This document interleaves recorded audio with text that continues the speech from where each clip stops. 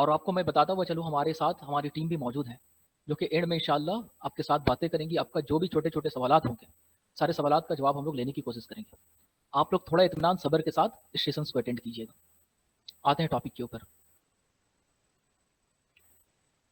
सबसे पहले बात जान लीजिए कि गालिबन आज से कुछ दिनों पहले वेस्ट बंगाल की जो वज़ीर आला है ममता बनर्जी, उनका एक प्रेस कॉन्फ्रेंस होता है, जिस प्रेस कॉन्फ्रेंस में वो बहुत सारे वैकेंसीज का अनाउंसमेंट करती है स्कूल सर्विस कमीशन के रिगार्डिंग, जिसमें हमारा क्लास 9 एंड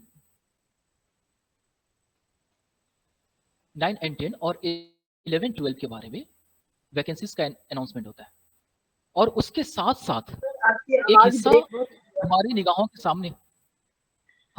के सामने group C and group D का भी आता है। तकरीबन इसमें जो वैकेंसीज का अनाउंसमेंट रहता है 8,000 के करीब वैकेंसीज का अनाउंसमेंट होता है, जिसमें 2,900 के करीब यानी 3,000 वैकेंसीज आपको ग्रुप सी के पोस्ट, जो कि क्लर्क का पोस्ट है, और आपको 4,500 के करीब 5,400 के करीब वैकेंसीज ग्रुप डी के लिए अनाउंसमेंट होता है। अगर ये दोनों को मिलाएंगे तो 8,000 वैकेंसीज हैं, जो कि अपने आप में मगरबी बंगाल में जो भी एग्जामिनेशन होता हो आपको पता होना चाहिए। जैसे वेस्ट बंगाल क्लर्कशिप का एग्जामिनेशन होता है, उसका भी जो लेवल है ना क्लर्कशिप का, वो यही क्लर्क के लेवल के बराबर होता है। लाखों के तादाद में बच्चे उसके तरफ मुखातिब होते हैं। इसमें भी इतना ज्यादा वैकेंसीज आपके निगाहों के सामने मौजूद है। अगर वो बच्चा जो थोड़ा फोकस्ड हो जाए, क्योंकि अभी का जो डेट है जब मैं आपसे बातें कर रहा हूं, ये टाइम आपका जून का महीना चल रहा है, ये आपका जून का महीना है और सितंबर में आपका एग्जामिनेशन है। मतलब जून से सितंबर में हमारे पास 3 महीने का वक्त मिल रहा है। 3 महीने का मतलब हमारे पास 90 डेज मौजूद है, 90 डेज है। अगर इस 90 डेज का कुछ हम लोग स्ट्रेटजी बनाए, कोई ऐसा सिस्टम बनाए, और बनाने के बाद वो तमाम चीजें जो आपके एग्जाम पॉइंट ऑफ व्यू के हिसाब से इंपॉर्टेंट हो, उसके अकॉर्डिंग अगर हम लोग अपने आप को तैयार करें, तो हम देखेंगे कि ये एग्जामिनेशन, अभी मैं आपको इसका पैटर्न दिखाऊंगा, इसका सिलेबस दिखाऊंगा, अभी मैं आपको इसका क्वेश्चंस पेपर दिखाऊंगा, ये भी बताऊंगा कि क्वेश्चंस कहां से निकल कर आते हैं, और इस दफा जो पेपर बनने वाला है वो जो क्वेश्चंस बनने का पॉसिबिलिटी है वो कहां से बनने का पॉसिबिलिटी है। हर एक चीज को क्लिस्टर क्लियर कराने की मैं कोशिश करूंगा। आप लोगों को ध्यान से सुनना है। शुरुआत करते हैं यहां से। हम लोगों को वैकेंसीज के बारे में पता चल गया, तकरीबन 8,000 का वैकेंसीज हमारे निगाहों के सामने है। अब इसका थोड़ा क्वालिफिकेशन जान लेते हैं। कुछ बच्चों का एक सवाल है, और कुछ लोग जो मेंटर के तौर पे बहुत सारे बच्चे को गाइड कर रहे हैं, वो ये बता रहे हैं कि स्कूल सर्विस कमीशन में ग्रुप सी और डी के नोटिफिकेशन का कहीं जिक्र नहीं है। जो गेजेट में कुछ दिनों पहले स्कूल सर्विस कमीशन का नोटिफिकेशन आया था एसएलएसटी और क्लास 12 के लिए, टीजीटी और पीजीटी के लिए, उसमें ग्रुप सी और डी के नोटिस के ताल्लुक से कोई जिक्र नहीं है। तो मैं आपको और उनको बताता हुआ चलूं इस सेमिनार के जरिए कि जो भी गेजेट पब्लिश होता है, कभी भी गेजेट में ग्रुप सी और डी का पोस्ट के रिगार्डिंग कोई अपडेट्स नहीं दिया जाता है। वो कमीशन के हाथ में होगा। जब मगरबी बंगाल की हुकूमत कमीशन के जरिए जो नोटिफिकेशन लेकर आएगी, जो कि सेकेंड वीक ऑफ जून के सेकेंड वीक में आपके निगाहों के सामने चले आएंगे, उसमें आप देखेंगे ग्रुप सी और डी का पोस्ट आपके निगाहों के सामने। और मैं एक बात आपको बता दूं सर, बहुत जिम्मेदारी के साथ ये बात बताता हूं, ग्रुप सी और डी का जो एग्जाम है, उसका जो सिलेबस है, उसका जो एग्जाम पैटर्न है, कोई चीज के अंदर तब्दीली वाक़ा होने वाला नहीं है। जो मैं आपको बता रहा हूं वही पैटर्न होने जा रहा है। फर्क यह है कि कुछ बच्चे नोटिफिकेशन आने के बाद तैयारी शुरू करेंगे, और आप में से कुछ बच्चे हैं जिनके ऊपर हमारी टीम ये उम्मीद बांध सकती है कि आप अभी से लग जाए, तैयारी करना शुरू कर दें। क्लास के बीच 0% भी मैं कंसिडर नहीं करूंगा कि आप लोग अपने माइक को ऑन कीजिए। हम लोग अपना टाइम निकाल कर आते हैं अपनी जिंदगी के शेड्यूल से, वो आपके लिए देते हैं। अगर आप लोग डिस्टर्ब कीजिएगा तो आप एक बच्चे के लिए यहाँ पर 100 के तादाद में, और सैड फाउंडेशन के अंदर हजारों के तादाद में लोग जुड़े हुए हैं, सबका नुकसान होगा। तो ऐसे बेचैन आत्माओं को हम लोग यहाँ बर्दाश्त नहीं करेंगे। जिसको कोई तकलीफ है, मैंने आपको बता दिया कि सेशन के एंड में सारे तकलीफों को दूर कर देंगे। आप लोग अभी इत्मीनान से मेरी बातों को गौर से सुने। मसला है सर, क्या मसला है? नोटिफिकेशन आने के बाद एक भीड़ भागेगी ग्रुप सी और डी के लिए, एक भीड़ भागेगी। और आपके पास अभी तमाम चीजें मौजूद है, सिलेबस मौजूद है, पैटर्न मौजूद है, हमारे एक्सपर्ट का टीम मौजूद है, जिन्होंने अभी तक 200 से ज्यादा अलग अलग गवर्नमेंट सेक्टर में रिजल्ट दे चुका है। मैं अगर आपको क्लर्कशिप की बात करूं, 2019 वाला बैच जो वेस्ट बंगाल क्लर्कशिप का बैच था, 100 के करीब बच्चे सैट फाउंडेशन से बैठे हुए थे, जिसमें 74 बच्चों का रिजल्ट हमने दिया था जिनका सिलेक्शन हुआ था। इतना बड़ा एक्सपर्ट का टीम है, तो ऐसे टीम का अगर आप इस्तेमाल नहीं करते, जो आपके फलाह बहबूद के लिए बैठे हुए हैं, आपको देखने के लिए बैठे हुए हैं, आपको आगे ले जाने के लिए बैठे हुए हैं, आपके जो आंखों में छोटे छोटे ख्वाब बनाए फिरते हैं, और आपको लगता है कि आपको सपोर्ट करने वाला कोई नहीं है, आपका फैमिली बैकग्राउंड एडुकेटेड नहीं है, आपके फैमिली बैकग्राउंड में कोई गाइड करने वाला नहीं है, आपको बचपन से कोई गाइडेंस नहीं मिल रहा है, तो याद रखिएगा इस सैट फाउंडेशन की टीम, जो कि सुल्तान सलाहुद्दीन अय्यूबी अलैहि रहमतुर रिजवान के नाम से बनी है, ये टीम हर वक्त आपके साथ है। हम ग्रुप में आपके साथ है, सेमिनार में आपके साथ है, आप लोग पर्सनल कॉल करके पूछते हैं, हम लोग उसको रिस्पॉन्ड करते हैं। मगर एक शर्त है सर, आपको पढ़ना पड़ेगा, आपको जागना पड़ेगा, आपको खुद से चलना पड़ेगा। सपोर्ट हम लोग करेंगे, आपकी मेहनत होगी, और अल्लाह ने चाहा तो इंशाल्लाह जरूर रिजल्ट आएगा। तो चलिए हम लोग शुरुआत करते हैं यहां से। 1 मिनट रुकिएगा आप लोग,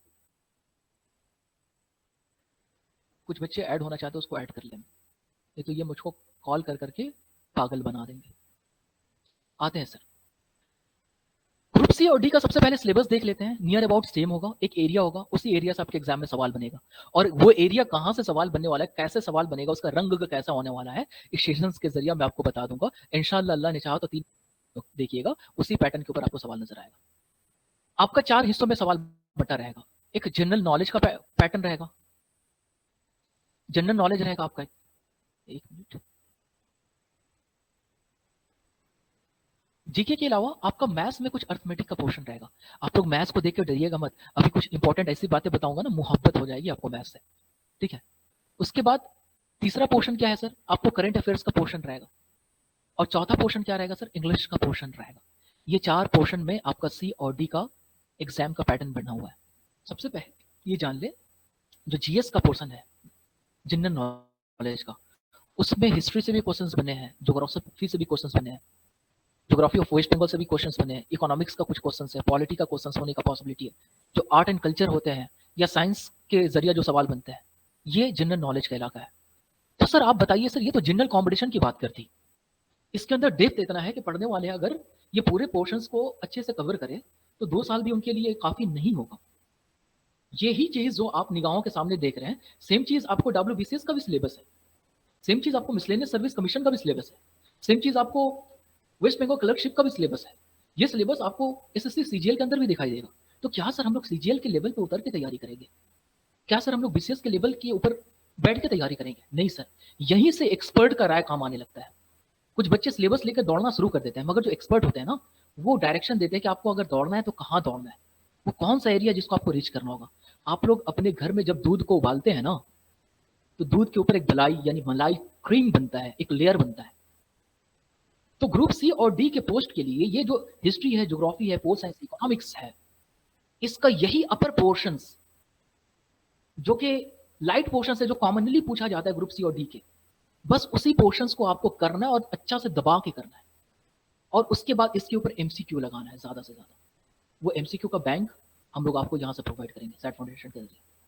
उसके बाद अर्थमेटिक का पोर्शंस, मैथ्स का पोर्शंस, बच्चों का मैथ्स के नाम से बुखार आता है, बुखार मैं खत्म कर दूंगा इंशाल्लाह, हमारी टीम खत्म कर देगी, ऐसी टीम मौजूद है। आपको मैं बताऊं, मैथ्स का 3 हिस्सों में मैथ्स होता है। अगर मैथ्स का अगर लेवल आप लोग देखने जाइएगा ना, तो सीजीएल के मेंस में मैथ्स का लेवल अच्छा होता है। मैथ्स आपको एक इजी लेवल का होता है, एक आपको कुछ मॉडरेट लेवल का सवाल होता है, एक बहुत ज्यादा मॉडरेट यानी हार्ड लेवल का सवाल होता है। तो मैं आपको बताता चलूं कि आपके एग्जामिनेशन में हलवा सवाल जो कि लैंग्वेज से बन जाते हैं, सवाल दे देगा 2 से लेकर 15 के बीच प्राइम नंबर कितने हैं, इजी रेशियो ऑफ प्रोपोर्शन का सवाल दे देगा, प्रॉफिट लॉस का सवाल, उसके लैंग्वेज से सवाल। हम लोग हर चैप्टर का आपको ज्यादा नहीं 20 सवाल प्रैक्टिस कराएंगे जो कि आपको याद हो जाएगा, और जब एग्जाम में बैठिएगा ना, अगर अल्लाह ने चाहा और हमारी मेहनत साथ रही और आपकी मेहनत साथ रही, तो देखिएगा कि वहीं से सवाल है जो बात मैंने आपको बता कर गया है। आपके एग्जामिनेशन में मोर देन 95% जो पॉसिबिलिटी है सर, 95% इजी लेवल का एकदम हलवा सवाल अभी मैं आपको दिखा दूंगा। और ये सवाल बनते हैं, और कौन से सवाल बनेंगे सर, बहुत इंपॉर्टेंट चीज, आपका सवाल का रिपीटेशन होगा। आपके सवाल का रिपीटेशन जो कि ऑलरेडी ग्रुप सी डी में पूछा जा चुका है और वेस्ट मगरबी बंगाल में मुख्तलिफ एग्जामिनेशन में जो पूछा जा चुका है, वहीं से सवाल आएगा। उसी को हम लोग लगड़ के प्रैक्टिस करेंगे, दिमाग के अंदर बैठा देंगे आपका, और आपको एक पल के लिए नहीं लगेगा कि ये मैथ्स है, इतना डिफिकल्ट होगा। आप लोग 5-5 सेकंड के अंदर सवाल उड़ाएंगे। तो मैथ्स दिया है सर, मगर मैथ्स का जो बेस और जो गहराई होती है वो गहराई नहीं है इसके पास। इसलिए 3 महीना में ये मुमकिन है कि हम लोग अपनी तैयारी को कंप्लीट कर पाए। उसके बाद करंट अफेयर्स का पोर्शन आता है, जो नेशनल न्यूज होता है, एकदम वायरल न्यूज, जो बड़ा बड़ा न्यूज होता है, स्पोर्ट्स के रिगार्डिंग हुआ, ठीक है, अवार्ड्स के रिगार्डिंग हुआ, साइंटिफिक रिसर्च के रिगार्डिंग हुआ, बुक्स एंड ऑथर के रिगार्डिंग हुआ। और ये तमाम का क्रीमी लेयर सर, ऐसा नहीं कि एकदम डेप्थ में जाके पूछ रहे हैं। जो न्यूज सबसे ज्यादा वायरल कॉमन है वो उठा के दे देगा। तो ये तमाम चीज हमारी टीम आपके साथ शेयर करेगी। उसके बाद इंग्लिश आता है, और इंग्लिश में क्या होता है, एक लिमिटेड पोर्शन है सर। आपका वोकैबुलरी का एक लिमिटेड पोर्शन है, वहां से देता है आपको कॉम्प्लेक्स सेंटेंस, सिंपल सेंटेंस, जो कि एक एक क्लास के अंदर एक एक टीचर उड़ा देंगे आपका। 50 सवाल प्रैक्टिस कराने के लिए दे देंगे। वहीं से आपके एग्जाम में सवाल आएगा, आपको प्रेपोजिशन से सवाल आएंगे, पार्ट्स ऑफ स्पीच के कुछ हिस्सों से सवाल आएंगे। डेप्थ नहीं होगा सर। कुल मिलाकर सिलेबस मैंने आपके साथ डिस्कस किया, मगर उस सिलेबस के डिस्कशन के साथ आपके जहन में एक बात चला आया होगा कि सिलेबस तो मौजूद है गहरा, अगर इसको पढ़ने जाएंगे तो 2 साल भी हमारे लिए काफी नहीं होगा। ये वही सिलेबस है जो डब्ल्यूबीसीएस का सिलेबस है, मगर सर इसमें हमको जो पढ़ना है वो सिर्फ 5% ही पढ़ना है, जो कि क्रीमी लेयर का होता है। और इसके बेस्ड, इस एग्जाम के बेस्ड के ऊपर जो लेवल है, उसके क्वेश्चंस को एब्स्ट्रैक्ट करके निकाल के हम लोगों को अपनी जिंदगी में लगाना है। याद रखिएगा, ये 3 महीना 8,000 वैकेंसीज, वेस्ट बंगाल क्लर्कशिप में भी इतना वैकेंसीज नहीं था सर। और स्कूल में जो कि अभी इतना जॉब का मारा मारी चल रहा है कि एक प्राइवेट स्कूल के जॉब के लिए इंसान धक्का खा रहा है।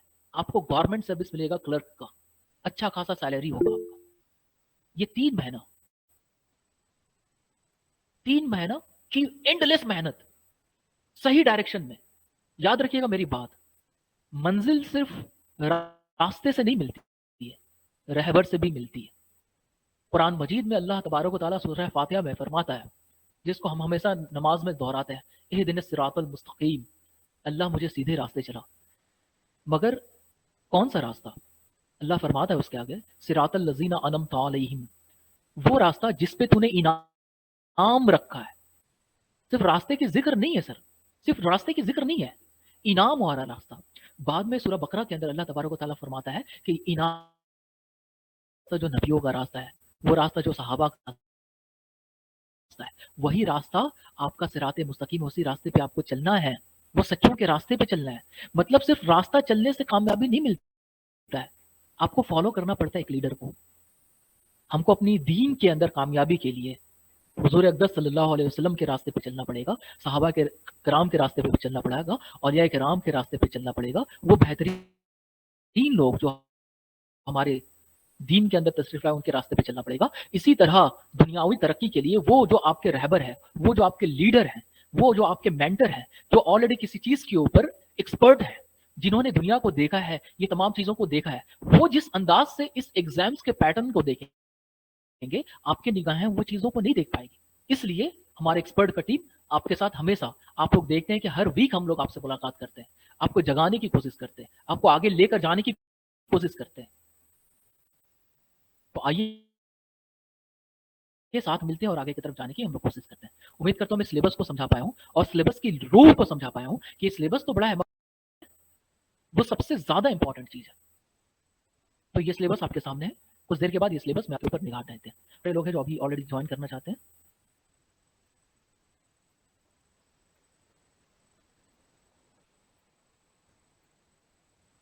अगर मेरी आवाज आ रही है और मेरी बातें आपको समझ में आ रही है तो आप रिएक्शन दे सकते हैं। देखो हंसने वाला इमोजी है ना, यहाँ पर हंसने वाला, रोने वाला, गाने वाला, पागल बनने वाला इमोजी दे सकते हो। होता ही है ना, सिर्फ बच्चे बोर नहीं होते क्लास में, कभी कभी टीचर भी बोर हो जाता है।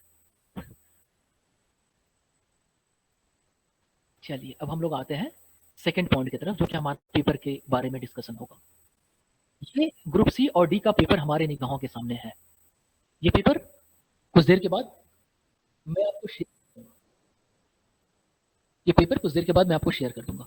इसमें बहुत सारे सवाल हैं, सारे सवाल को मैं अगर पढ़ने चला जाऊं तो क़यामत आ जाएगी, और मैं नहीं चाहता हूं कि जीते जी कयामत का नज़ारा भी आप लोग देखिए। तो यहाँ पर सवाल को देखिए, सवाल का क्या लेंथ है वो मैं दिखाना चाहता हूँ कि एक इंसान के बदन के अंदर कितने बोन्स होते हैं, कितने हड्डी मौजूद होती है। देखिए सर रैंडम कोई भी सवाल उठा रहे हैं सर, हम पढ़ नहीं रहे हैं। माउंट एवरेस्ट कहाँ पर लोकेटेड? आप जीके बोल रहे थे ना, जीके जीके जीके, देखिए क्या है जीके। देखिए सर ये डेट के रिलेटेड सवाल दिया। अर्थ डे जो है वो कब हम लोग सेलिब्रेट करते हैं?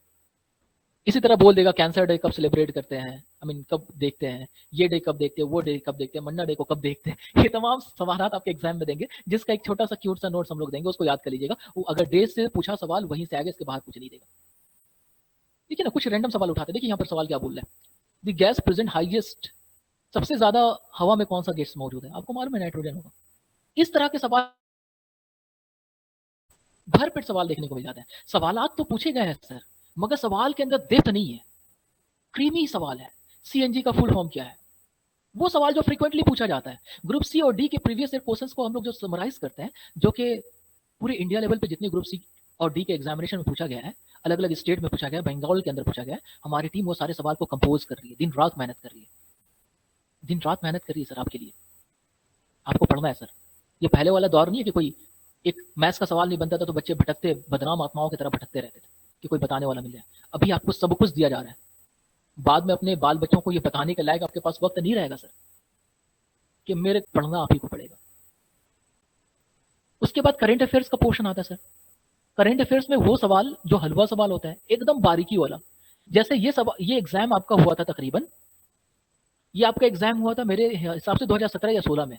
उस दौरान 2014 में एक नया स्टेट बना था, एकदम नया स्टेट बना था तेलंगाना का, आंध्र प्रदेश से कटकर। तो उसके बेस के ऊपर सवाल दे दिया। देखो तेलंगाना के ऊपर दो सवाल दे दिए। तो वो चीजें जो एकदम कॉमन है उस दौर के हिसाब से, हमारे देश का नेशनल बर्ड कौन सा है, नेशनल एनिमल कौन सा है, ये लेंथ है सर, ये उसका वेट है एग्जाम के पेपर का। अब कैसे भारी समझ ले रहे हैं। आसमान में हम लोग पढ़े ना, twinkle twinkle little star how I wonder what you are. तो आसमान में सितारे जो टिमटिमाते हैं, क्या कहते हैं उसको? ट्विंकलिंग कहते हैं, ना कि बर्निंग। स्टार जो होते हैं वो ट्विंकलिंग करते हैं, चमकते हैं, टिमटिमाते रहते हैं। तो एकदम ऐसा ऐसा सवाल जो मुंह के ऊपर आए रसगुल्ला की तरह, वो सारे सवाल आपके एग्जामिनेशन में, कुछ वोकैबुलरी, कुछ फ्रेजल वर्ब, कुछ एंटोनिम सिनोनिम से सवाल, कुछ आपका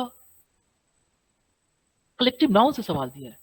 कि जैसे मैं लेक्चर कंडक्ट कराता हूँ, एक लेक्चर, दो लेक्चर, तीन लेक्चर आपको दिया, तो लेक्चर का अपने आप में क्या ग्रुप नहीं होता है, लेक्चर का बैंक नहीं होता है, लेक्चर सीरीज होता है, कलेक्टिव नाउन। तो उसी तरह ग्रुप ऑफ एलिफेंट्स को क्या कहते हैं? तो यहाँ पर इसी तरह हम लोग आगे की तरफ बढ़ेंगे, जितने भी सवाल हमारी निगाहों के सामने। सर क्वेश्चन नंबर 42 में आप 1 मिनट के लिए माइक को ऑफ कीजिएगा, एंड में तमाम बातों को हम लोग देखेंगे।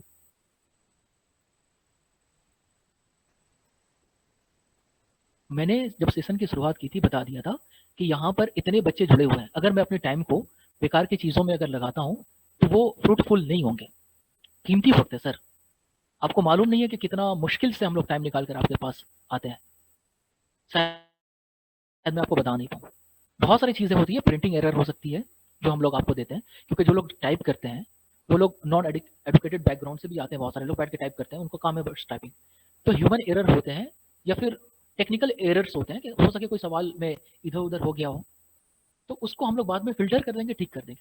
मगर जो चीज़ बताने के लिए आया हूँ उसको मैं आज देकर जाऊंगा आपके साथ। मैथ्स के अंदर भी जो सवाल आएगा सर, आपका रसगुल्ला सवाल बनते हैं, एचसीएफ एलसीएम बेसिक एकदम उठाकर हम लोग डेफिनेशन बताएंगे एक क्लास के अंदर, देखिएगा वहीं से निकल कर सवाल आएगा सर। इससे पहले भी जितने क्लासेस मैंने लिए हैं, जो इस लेवल के एग्जामिनेशन होता है उसका एक अंडरस्टैंडिंग है। लास्ट में एक बहुत कोर पॉइंट मैं आपको बताऊंगा, आप लोग कहीं से भी तैयारी कीजिए, मगर एक कोर पॉइंट मैं आपको इस सेशन के जरिए दे दूंगा कि वेस्ट बंगाल के अंदर आप तैयारी कर रहे हैं तो आपको कहां से तैयारी करना चाहिए, कैसे देखना है, वो पॉइंट मैं देकर जाऊंगा। 1 मिनट के लिए रुकते हैं।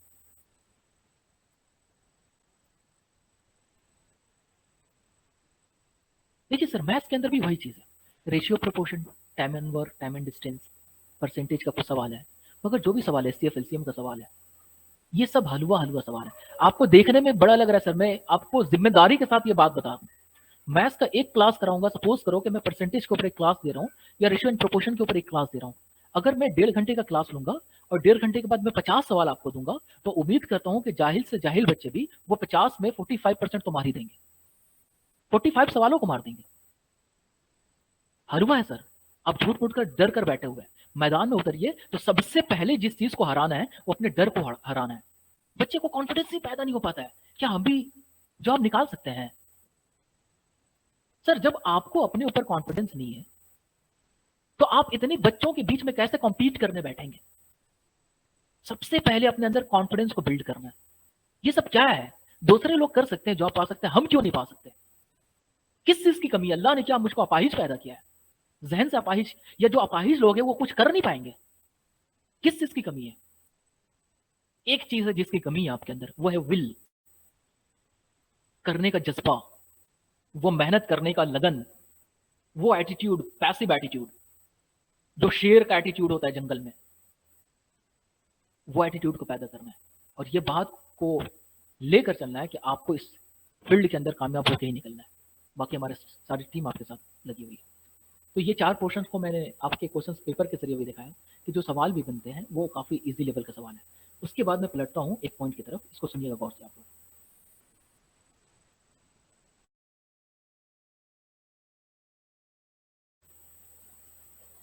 मगरबी बंगाल में सर जो भी एग्जाम्स होते हैं ना, इंपॉर्टेंट पॉइंट बता रहा हूँ, कमीशन हमको लगता है, कमीशन के पास एक बैंक है, बहुत इंपॉर्टेंट चीज, कमीशन के पास एक बैंक है, उस बैंक में एमसीक्यू जीएस पोर्शंस का मौजूद है, और इसको कोई भी एग्जाम्स को लगाना रहता है ना सर, यहीं से निकालता है और एग्जाम में सवाल दे देता है। इसलिए वेस्ट बंगाल के अंदर जितने एग्जामिनेशन होते हैं उसके अंदर रेपिटेशन क्वेश्चंस का देखने को मिलता है।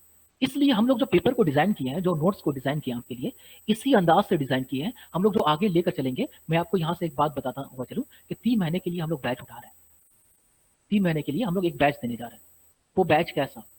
वो बैच ऐसा नहीं कि हम लोग आपको वन टाइम ये करवा दें, वो करवा दें, ऐसी बात वैसा बात। हमारा जो बैच डिजाइन होगा, सबसे पहले जो सब्जेक्ट है आपका और जो सिलेबस है उसके बारे में मैं आप लोगों को पढ़ाने की कोशिश करूंगा। हमारी टीम आपके साथ जुड़ेगी, वो आपको पढ़ाने की कोशिश करेगी। ये पहला हिस्सा जो सिलेबस के ऊपर हम लोग फोकस करके पढ़ाएंगे आपको सब्जेक्ट। दूसरा हिस्सा हम लोग एमसीक्यू का प्रैक्टिस करेंगे। एमसीक्यू बैंक जो कि ऑलरेडी पूछा जा चुका है, जो कि सबसे इंपॉर्टेंट है, इतना लगा देंगे कि जो क्वेश्चन इससे बनता है इसी के अंदर से आने का पॉसिबिलिटी बनेगा। और तीसरा चीज जो हम आईना देखेंगे, जिसको हम लोग कहते हैं मॉक। ये 3 हिस्सों से बढ़कर हमारा एक बैच डिजाइन होगा। हम लोग हफ्ते में आप लोगों से मुलाकात करेंगे, हमारी टीम आपसे मुलाकात करेगी, बीच बीच में मैं भी आता रहूंगा आपके गाइडेंस के लिए, क्या जरूरी है क्या नहीं है। और ये तीनों को मिलाकर आपकी पढ़ाई 3 महीने के लिए आगे की तरफ बढ़ाएगी। अब इसमें क्या है, जो टीचर्स हम लोग हायर किए हैं, जो टीचर्स को रखे हैं, जो बेहतरीन टीम को रखे हैं, जिसने इससे पहले न जाने कितने रिजल्ट को दिए, ये जो नोट्स बना रहे हैं, जो मटेरियल्स बना रहे हैं, उनके ऊपर कुछ ना कुछ हम लोगों का मैनेजमेंट का चार्जेस आते हैं।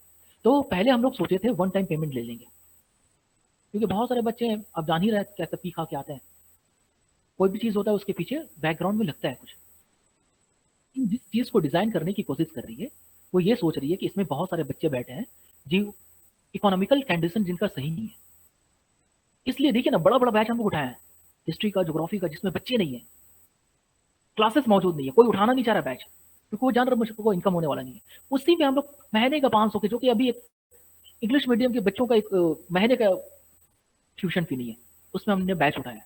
इसी तरह हम लोग 30 बच्चों के लिए, सिर्फ 30 बच्चों के लिए पर मंथ 500 का 499 का एक पैकेज लेकर आए, जिसके अंदर आपको मंथली 499 जब महीना लग जाएगा आप लोगों को देना है और आगे अपनी पढ़ाई को प्रोसीड करना है।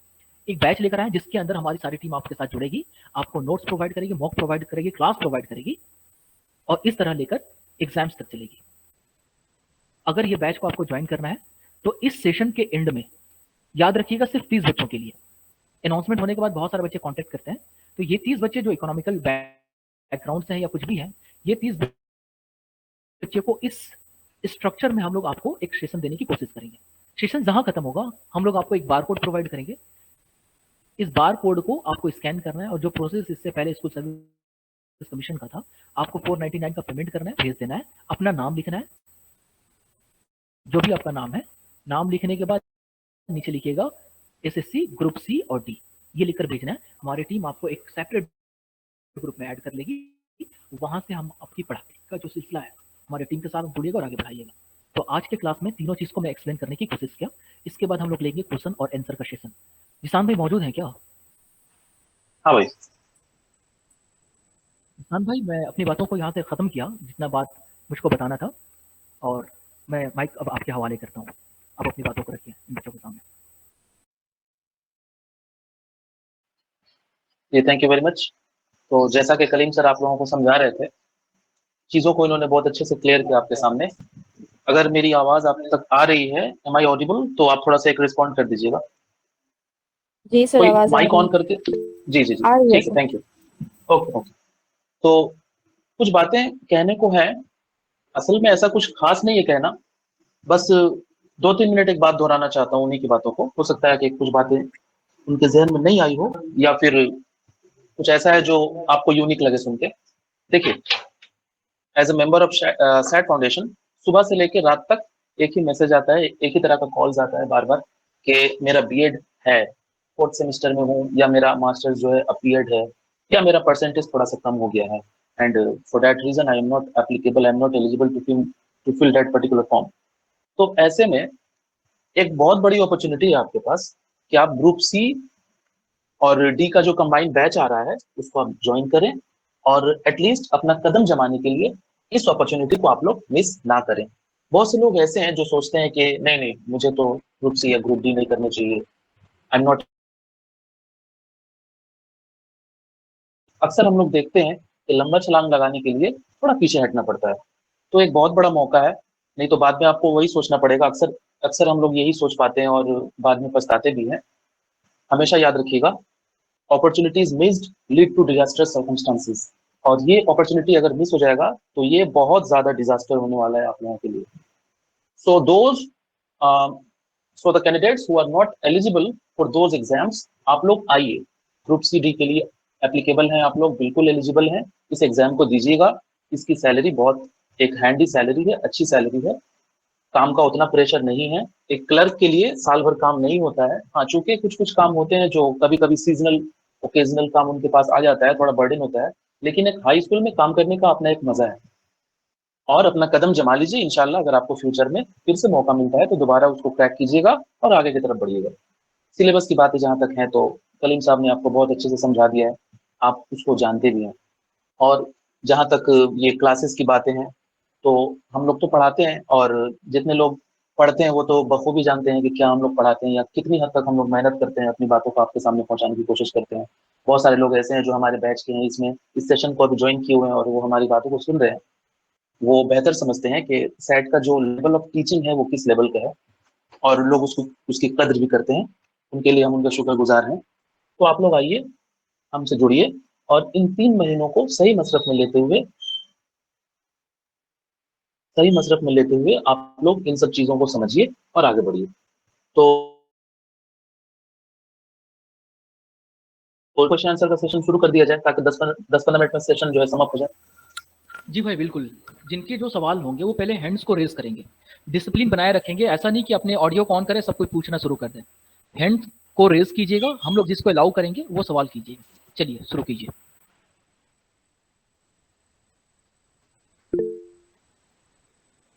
शाहिद अंसारी पूछिए।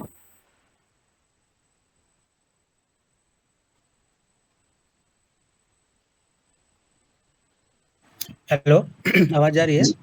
हाँ जी सुन आ रहे रही है, बोलिए। जी अस्सलाम वालेकुम। वालेकुम सलाम।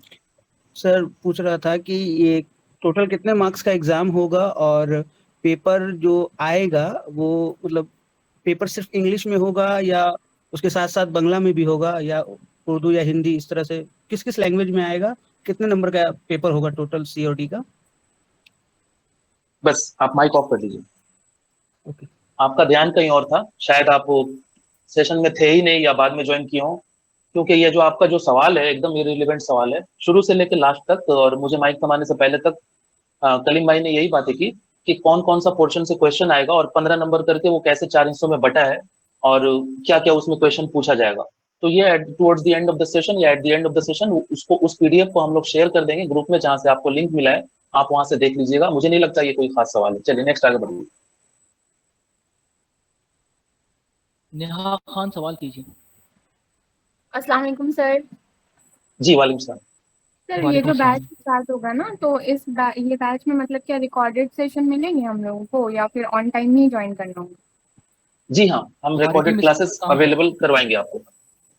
Okay, thank you sir. जी, नेक्स्ट। आरफा पूछिए। सर पूछना था सर कि सर मेरा बीएड अभी कंप्लीट हुआ नहीं है सर, लास्ट ईयर में नहीं सर, मतलब फर्स्ट सेमेस्टर एग्जाम नहीं हुआ है और सर मैंने एसएससी के उर्दू के लिए सर रजिस्ट्रेशन कर लिया है, तो सर क्या इसके लिए भी मैं कर सकती हूँ रजिस्ट्रेशन लाइक ग्रुप सी के लिए? आपका क्या क्या मतलब आपने क्या क्या ज्वाइन किया और क्या क्या करने वाली है सब हम लोगों को पता है सर और आप हमेशा पूछती रहती हैं। देखिए, जी सर। सीरियस हो जाइए। जो अपॉर्चुनिटी आपको नहीं मिल पा रहा है, या आप देखिएगा कि 16 जून तक जो फॉर्म फिलअप शुरू होगा, तब तक अगर लास्ट सेमेस्टर को अलाउड नहीं करता है या फिर अपीयरिंग कैंडिडेट को अलाउड नहीं करता है, तो आप इसको सीरियसली दीजिए। इंशाल्लाह अल्लाह ने चाहा तो आप नेक्स्ट स्टेप आपका टीचिंग होगा। पहले क्लर्कियल पोस्ट पकड़ लीजिए। नेक्स्ट। इसको लेकर जो है ना, अपीयरिंग कैंडिडेट को लेकर बहुत सारे बच्चों का सवाल है। एक बात, रुकिए, हम लोग इजाजत देंगे, उसके बाद ही सवाल कीजिए। अपीयरिंग कैंडिडेट का बहुत सारे सवालात हैं। अभी तो जो गेजेट का नोटिफिकेशन है उसमें ये बोला है कि जिसका कंप्लीट है वो बच्चे आगे एग्जाम्स को देंगे, मगर बहुत ज़्यादा पॉसिबिलिटी है कि जब कमीशन की तरफ से सेकेंड वीक में नोटिफिकेशन आएगा तो आपको अलाउ किया जा सकता है कि आप भी बैठने के काबिल होंगे। अगर नहीं हुए तो क्या कीजिएगा?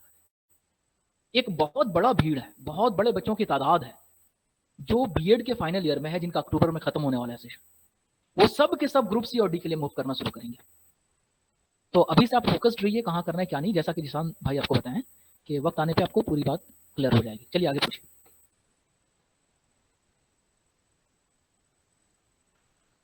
निदा अरशद पूछिए।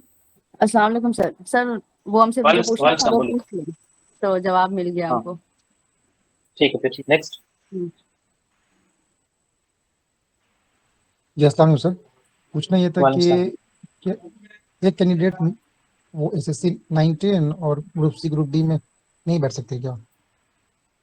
देखिए, भरने का तो आप फॉर्म फिलअप कर ही सकते हैं अगर अलाउ करता है तो। ऐसा तो कभी कमीशन बार नहीं करता है कि आप नहीं भर सकते। उनको तो पैसा चाहिए, आपके मतलब सबमिशन से उनको फंडिंग पहुंचता है। लेकिन अकॉर्डिंगली काम करना चाहिए। अगर आपके पास बीएड है, मास्टर्स है या ग्रेजुएशन है, आप एलिजिबल हैं, तो आप ग्रुप सी डी की तरफ मत जाइए। अगर आप किसी लिहाज से नहीं है तब आप इसमें फोकस करके आइए।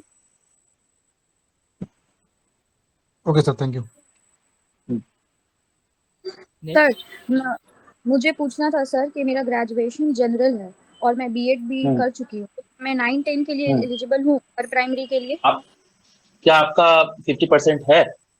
यस सर, मेरा 50% से ज्यादा है, 64% है ग्रेजुएशन। मास्टर्स नहीं है आपका मास्टर्स है? हाँ मास्टर्स मैं कर रही हूँ, मेरा लास्ट सेमेस्टर है, पर बीएड मैंने पहले कर लिया था। ठीक है, तो कोई मसला नहीं है। आप 9-10 का भी दे सकती है और बाद में जो अपर प्राइमरी होगा उसका भी, सिवाय पीजी लेवल का एसएलएसटी, क्योंकि वो आपका मास्टर्स कंप्लीट नहीं है तो आप वो नहीं दे पाइएगा। फिलहाल आप 9-10 के लिए एलिजिबल हैं। Okay sir, thank you. Next. अस्सलाम वालेकुम। वालेकुम सलाम। जी वालेकुम सलाम। जी मेरा इकोनॉमिक्स ऑनर्स है और मेरा बीएड किया हुआ है, तो हम अपर प्राइमरी में कौन सब्जेक्ट के लिए अप्लीकेबल होंगे? सब्सिडियरी में मेरा पॉलिटिकल साइंस और ज्योग्राफी था।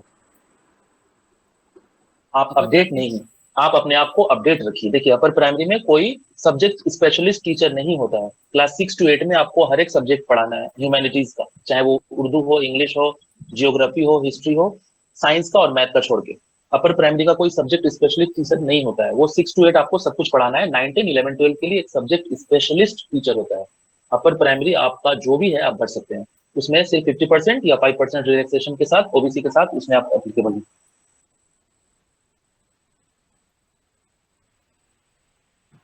नेक्स्ट। सर एक सवाल था मेरा कि इलेक्टिव सब्जेक्ट, या मेरा तो पॉल साइंस ऑनर्स है, लेकिन मेरा एजुकेशन और हिस्ट्री था इलेक्टिव सब्जेक्ट, तो 300 तो नहीं हो पा रहा है। तो वहाँ पे लिखा हुआ है कि कोई भी सब्जेक्ट अगर आप लेना चाहते हैं 6 to 8 तो उसमें 300 आना चाहिए कोई और सब्जेक्ट में, हिस्ट्री या फिर एजुकेशन। 9-10 के बारे में पूछ रही हैं? 9-10 भरना है कि नहीं भरना है? 9-10 दोनों ही के बारे में हम पूछ रहे हैं सर। देखिए, सबसे पहली बात तो ये जो हमने सेशन रखा है ये पर्टिकुलरली सी और डी ग्रुप के लिए है, मतलब क्लर्कियल और पियोन के पोस्ट के लिए। तो यहाँ आपका ये सवाल पूछना नहीं है। आप लोग ऐसी बातें पूछिए जो रिलेवेंट है। जब हम लोग उसके लिए सेशन देते हैं तो आप लोग पूछ सकते हैं, या हम या हमारे ग्रुप में आप किसी को भी पूछ सकते हैं, या आप वहां पर कॉमनली पूछ सकते हैं ऐसे सवाल। ऐसा जो हमने सेशन रखा है वो सी ग्रुप के लिए रखा है, क्लर्कियल पोस्ट के लिए रखा है। तो बेहतर होगा कि आप लोग इसी से रिलेटेड, जो सेशन दिया गया उसी से रिलेटेड सवाल पूछिए, ताकि हमारे लिए भी आसानी हो और जिनके बाद में जो सवाल बच जाता है उनका भी टाइम जो है वेस्ट ना हो। इस सवाल को आप कहीं और पूछ लीजिएगा दूसरे ग्रुप में, या जब हम सेशन देंगे तब। नहीं, डीएलएड और बीएड बिल्कुल जरूरी नहीं है। इसलिए तो बार बार बोला जा रहा है ना कि जिनका किसी वजह से छूट जा रहा है, परसेंटेज कम है, मुकम्मल नहीं है, अपीयर्ड है, अपीयरिंग है, तो आप ये सब दीजिए। नेक्स्ट।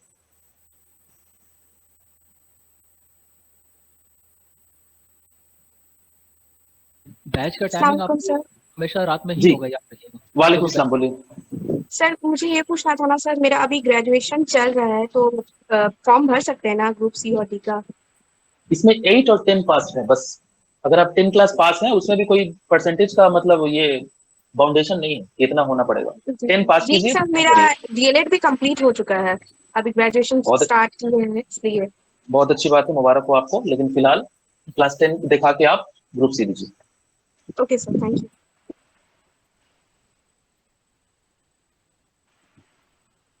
और 1 से 2 सवाल हम लोग लेंगे क्योंकि टाइम ओवर हो रहा है। जी बोलिए।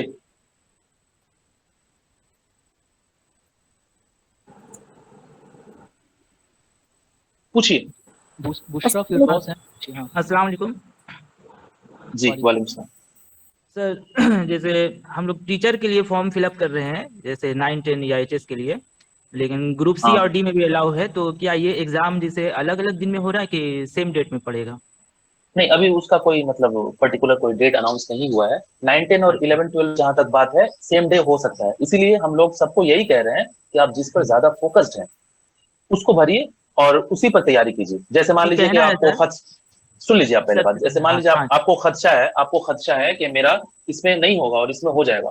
मान लीजिए कि 9, 10 आप भर रहे हैं तो उसमें सीट बहुत ज्यादा है बनिस्बत उसके 11, 12 में कम है, तो आप 9, 10 के लिए अपीयर कीजिए ना। जॉब लेना बहुत बड़ी बात है, और खासकर अभी का जो दौर है उसमें पहले नौकरी लीजिए, बाद में स्ट्रेटेजी बनाइए। अगर आपके पास एज है या आपको लगता है कि आपके पास लेवल है, वो पोटेंशियल है, आप आगे बढ़ सकते हैं, तो फिलहाल ये कीजिए। अगर आप 9, 10, 11, 12 के लिए अपने आप को सूटेबल देखते हैं तो आप सीडी की तरफ मत जाइए। जी सर। नहीं सर, हम ये कंपेरिजन कर रहे हैं कि जैसे 9, 10 और सीडी ये दोनों का माने एग्जाम दे सकते हैं ना, अगर अलग अलग डेट में आता है तो? अगर अलाउ करता है तो आप सब भर ले पाए, लेकिन आपको पैसे और वक्त की बर्बादी इतनी की वजह से आप वही कीजिए जो आपको लगता है कि नहीं हम यहाँ कमिटेड हैं। फोकस वे में एकदम काम कीजिए। ठीक है सर, थैंक यू। आइए नेक्स्ट। अस्सलाम वालेकुम सर। वालेकुम अस्सलाम, पूछिए। सर मेरा क्वेश्चन है कि सी और डी में किस टाइप का काम होता है, थोड़ा एक्सप्लेन कर देते आप तो अच्छा होता। देखिए, एक क्लर्क का जो काम होता है वो होता है एडमिशन लेना, एग्जामिनेशन के टाइम में एडमिट कार्ड इशू कराना, चेकलिस्ट बनाना, रजिस्ट्रेशन का काम करना, आपका रसीद काटना वगैरह वगैरह। और जो पियोन का काम होता है वो आप जानते हैं, वो सब होता है। तो ये कौन सा सवाल हुआ कि क्लर्क में कौन सा काम होता है? जैसे प्राइमरी स्कूल में क्लर्क होता नहीं है, तो एक प्राइमरी टीचर जो होता है वो क्लर्क का भी काम करता है, और अगर कभी झाड़ू लगाना हो तो वो भी काम करता है। लेकिन आप हाई स्कूल में जा रहे हैं, वहां क्लर्क का ही काम करना है। आपको घंटी नहीं बजाना है, बेल नहीं बजाना है, आपको एकदम वही से मैनुअल लेवल पे खाता कलम संभालना है। और जरूरत पड़े तो अगर आपका स्कूल एडवांस्ड है तो कंप्यूटर पे काम कीजिए। ये सब बाद में सोचिए, पहले जो है सामने वो देखिए। अजीब अजीब सवाल पूछते हैं आप लोग। नेक्स्ट। 1, 2 सवाल बस, सिर्फ 2 सवाल पूछिए। बुशरा पूछिए, आप बहुत देर से हाथ उठाई हुई हैं। बुशरा है, सालेहा खातून है। बुशरा और सालेहा आप लोग पूछ लीजिए एक एक करके। नीता अरशद भी है, बहुत देर से हाथ उठाई है। और जी सर, मैंने पूछ लिया क्वेश्चन जो था मेरा। डाउन कर लीजिए आप। नेक्स्ट बोलिए। ठीक है, मुझको नहीं लगता है कि अब कोई फर्दर सवालात हैं। अगर किसी का है तो देखिए, लास्ट उम्मीद है, लास्ट चांस है आपके पास। उम्मीद है हम लोगों का कोई कुछ पूछने वाला नहीं है। अगर है तो बोलिए। चलिए सुन लीजिए, जितनी बातें बताई जा चुकी हैं उसके अलावा कलीम भाई कोई बात ऐसा नहीं है कि जो पूछना है। और अगर रात भर भी हम लोग सेशन शुरू रखें और जारी रखें तो रात भर सवाल होगा। कुछ लोग ये भी बोलेंगे कि स्कूल मतलब मैं पास कर लिया मैंने, तो स्कूल जो है वो कैसे जाएंगे, या फिर 2 दिन मतलब नागा कर देंगे तो छुट्टी वगैरह कैसे लगाएंगे? तो ये सब सवाल रात भर चलते रहेगा। रिलेवेंट क्वेश्चन अगर है तो पूछ लीजिए। हाँ, कोई कोशिश कर रहा है पूछने, बोलिए। हेलो हेलो सर जी। जी मैं पूछना चाहती हूँ कि अगर किसी ने डीएलएड किया हो और इकोनॉमिक्स ऑनर्स है उनका सब्जेक्ट, तो क्या वो अपर प्राइमरी के लिए एलिजिबल होंगे फिलअप करने के लिए? जी हाँ। वो एलिजिबल है? कोई सब्जेक्ट जी हाँ। नहीं है इसमें? आप लोग देखिए, आप लोग तो नोटिफिकेशन कभी पढ़ते नहीं है, आप लोग कुछ जानकारी रखते नहीं है और ऐसा ऐसा सवाल करते हैं। जब आपने कंडीशन दे रहा था, जब आपने नोटिफिकेशन पढ़ा है तो आपको कैसे पता चल गया कि वो 300 मार्क्स वाला जो बात है, वो जो टेक्निकल मैटर है वो अपर प्राइमरी के लिए है, वो 9-10 के लिए। अपर प्राइमरी में तो कोई सब्जेक्ट स्पेशलिस्ट होता ही नहीं है। अच्छा, वो नहीं 9-10 सर, के लिए अपर प्राइमरी का सिर्फ वहां पर जिक्र है कि अपर प्राइमरी का सिर्फ जिक्र है कि वो होगा, लेकिन उसका वैकेंसी उसके बारे में कुछ ऐसा अभी नहीं आया। हाँ, तो आपको पहले 9, 10, 11, 12 देना है। जो कोर्ट का जो ऑर्डर है वो 31 मार्च से पहले एग्जाम लेना है। 11-12 के लिए क्या आप क्लास स्टार्ट करवाएंगे? 11-12 11-12 का तो अभी बात ही नहीं हो रहा है। अभी तो हम लोग सीडी लेकर बात करें। 11-12 का हम लोगों ने एडमिशन भी स्टार्ट कर लिया है और बहुत सारे ने ये ज्वाइन भी कर लिया है। अगर आपको करना है तो जो बारकोड मिलेगा और जो नंबर मिलेगा वहां आप कांटेक्ट करके पूछ सकते हैं। ओके सर, ओके, ठीक है, थैंक यू सर। पेमेंट का मेथड बता दीजिए। और वो मिल जाएगा। देखिए, जब बिरयानी पके तो रोटी मत मांगिए आप लोग। और जिस दिन रोटी और सब्जी है तो उस दिन मत बोलिए कि गोश्त क्यों नहीं बना। ऐसा सवाल मत पूछिए। चलिए, सवाल अब कोई सवाल नहीं, लीजिए कलीम भाई। हाँ भाई, सर मैं एक क्वेश्चन पूछना चाहती हूँ। पूछिए, लास्ट पूछ लीजिए। चलिए सर, इसमें मीडियम वाइज भी कुछ है, जैसे मैं अगर उर्दू मीडियम से ताल्लुक रखती हूँ तो मुझे सिर्फ उर्दू मीडियम स्कूल में भेजा जाएगा? बिल्कुल, बांग्ला मीडियम में, उड़िया मीडियम में, तमिल मीडियम में, तेलुगु मीडियम में आपको नहीं भेजा जाएगा। एसएससी का कोई भी एग्जाम हो, सीडी हो, ग्रुप वाला, या फिर 9-10 हो, 11-12 हो, या फिर आपका अपर प्राइमरी हो, आप उर्दू मीडियम में ही जाइएगा, हिंदी बांग्ला में नहीं जाइएगा। यानी सर इंटरव्यू में मुझे कुछ बांग्ला के लिए प्रिपरेशन नहीं करना पड़ेगा, यही उर्दू अभी तो हम लोग इंटरव्यू नहीं करवा रहे हैं। सीडी में इंटरव्यू आपको किसने कहा? ग्रुप सीडी में तो इंटरव्यू है ही नहीं। सर शायद नोटिफिकेशन में 10 नंबर या 5 नंबर का कुछ ऐसा कहीं देखे हैं। चलिए वहां तक पहुंचिए पहले, फिर बात करते हैं। ठीक है ईशान भाई, तो मुझको लगता है कि ये सेशन में हम लोग अपनी बातों को रख पाए हैं और तमाम बच्चे जो हमारे साथ आज जुड़े हैं, मैं उम्मीद करता हूं कि हमारी टीम जो जिशान सर आपसे के साथ बातें की है या मैंने अपनी बातों को रखा है, आपके दिमाग में चला गया होगा कैसे आपको पढ़ाई करना है, कैसे अपनी स्टडी को आगे की तरफ लेकर जाना है। फर्दर इसके अलावा जो भी सवालात होंगे, या ये हो सके आज का ये सेशन यूट्यूब के ऊपर भी अपलोड हो, तो वो तमाम बच्चे जो यूट्यूब के जरिए जुड़े हुए हैं उनको बता दूं कि सैट फाउंडेशन का ये यूट्यूब के चैनल को आप सब्सक्राइब कर लें, ताकि इसके बाद का जो भी सेशन है हमारी टीम कोशिश करेगी कि यूट्यूब के ऊपर लेकर आए, और जहां हम लोग 70, 80, 100 बच्चों तक पहुंच रहे हैं, उसके साथ साथ एक बड़ी भीड़ मौजूद है। सैट फाउंडेशन की बहुत सारे ग्रुप्स हैं जिसमें हजारों के तादाद में बच्चे मौजूद हैं। हम लोग एक सेशन के जरिए गूगल मीट के ऊपर तमाम लोगों तक रिच नहीं कर पाते, तो इसके बाद हम लोग यूट्यूब के प्लेटफॉर्म पे आएंगे और ये तमाम बच्चों के सामने अपनी बातों को रखने की कोशिश करते हैं। हमारी सारी टीम आपके लिए बैठकर मेहनत कर रही है, डिजाइन कर रही है आपके स्टडी मटेरियल्स का, आपके पढ़ाई के लेक्चर्स का, आपके टीम का, आपको कैसे पढ़ाने वाले हैं, जो मेंटर हैं उनके सिलेक्शंस का, हर चीज के ऊपर काम कर रही है। आपको सब फकत एक काम करना है, पढ़ाई करना है। और बार बार और इस दफा भी मैं ये जुमला कहना चाहता हूं कि अपनी जिंदगी से डिस्ट्रैक्शन को निकालकर फेंक दीजिए। हर वो चीज जो डिस्ट्रैक्ट कर रही है आपको, चाहे फोन हो, चाहे फ्रेंड्स हो, या फैमिली की वो बॉडी जो जरूरी नहीं है आपके लिए, वो एंगेजमेंट जो जरूरी नहीं है आपके लिए, वो फंक्शंस जो जरूरी नहीं है आपके लिए, ये तमाम चीजों से अपनी जिंदगी को अलग कीजिए और एक संन्यास वाली जिंदगी, एक क्वारंटाइन जिंदगी, अपने आप को अलग कीजिए। 3 महीना एकदम पागल बनकर, बेहोश होकर दुनिया का होश खत्म कीजिए और पढ़ाई का होश लेकर आइए। हमारी टीम जो आपको बता रही है उसको फोकस्ड कीजिए और पढ़ाई को आगे की तरफ ले जाने की कोशिश कीजिए। अगर अल्लाह ने चाहा, आपकी और हमारी मेहनत साथ रही, तो इंशाल्लाह जरूर रिजल्ट आएगा। तो आज ग्रुप के अंदर हम लोग मिलते हैं और हमने एक ग्रुप अलग से बना रखा है जो कि ग्रुप सी और डी है। इस ग्रुप के अंदर मैं आपको प्रोवाइड करूंगा, या अदर्स ग्रुप से जो लोग आप सुन रहे इस बात को, हम लोग एक बारकोड प्रोवाइड करेंगे जिसको एडमिशन लेना है। याद रखिएगा सिर्फ 30 बच्चों के लिए वो फी का स्ट्रक्चर है, उसके बाद फी का स्ट्रक्चर पूरा बदल जाएगा। इसलिए जिनको एडमिशन लेना है वो अभी एडमिशन ले लें। जिशान भाई इजाजत दीजिए कि खत्म किया जाए सेशन। ठीक है, तो फिर हम लोग मिलते हैं